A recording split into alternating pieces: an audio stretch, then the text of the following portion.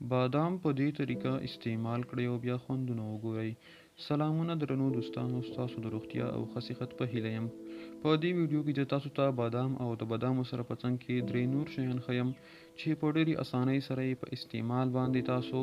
کومه فایده ترلاسه کولی شئ او څه ډول خوندونه درته میلاویږي. نو هیله ده چې ویډیو راسره تر پایه وګورئ.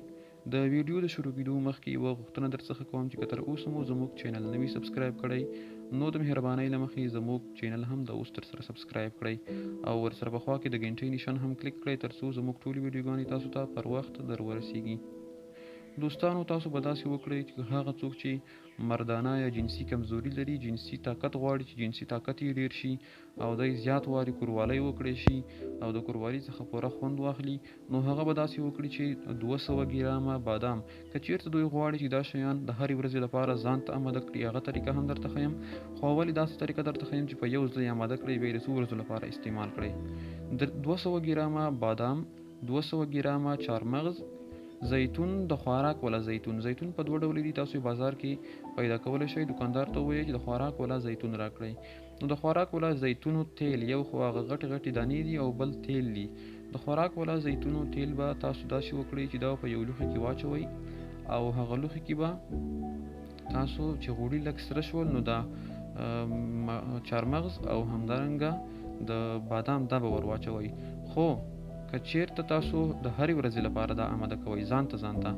بیا به نو تاسو داسې وکړئ چې دغه زیتون چې دي د زیتونو تیل دا په کمه اندازه باندې ور واچوئ او دې ته به 3 دانې چارمغز او 7 دانې بادام ور واچوئ او که چیرته بیا په یوه وار کوئ د یوې میاشتې لپاره بیا استعمالوئ، ډېر وخت لپاره بیا 200 ګرامه بادام، 200 ګرامه چارمغز او لږه په زیاته اندازه باندې زیتون چې ښه پکې سره شي د شیان. کله چې بادام او چارمغز په غوړیو کې سره شول نو بیا به تاسو فقط دغه بادام او چارمغز ترې راوباسئ، غوړي به هم داسې پرېږدئ یا تیل، البته د زیتونو تیل به هم داسې پرېږدئ، فقط به دا شیان پکې سره کړئ، بیا به یې راوباسئ دا شیان او تاسو به یې ښه مایده کړئ، مقصد چې دومره مایده شي لکه پوډر چې ترې جوړ شي او دا بیا تاسو په یو لوښي کې درته کېږدئ او په دې کې به یې بند کړئ. بیا به تاسو هره شپه یو ګیلاس شیدې راخلئ او یوه کشوغه به دا پوډر ور اچوئ، د خوراک نه به یو ساعت مخکې خورئ، نو تاسو به انشاءالله چې د جنسي طاقت لوړتیا خپله هم محسوسه کړئ. هیله ده چې ویډیو مو خوښه شوې وي. د نورو ښایسته معلوماتو لپاره زموږ یوټیوب چینل سبسکرایب کړئ، ویډیو لایک کړئ، د ویډیو لیدلو مو ډېره زیاته مننه.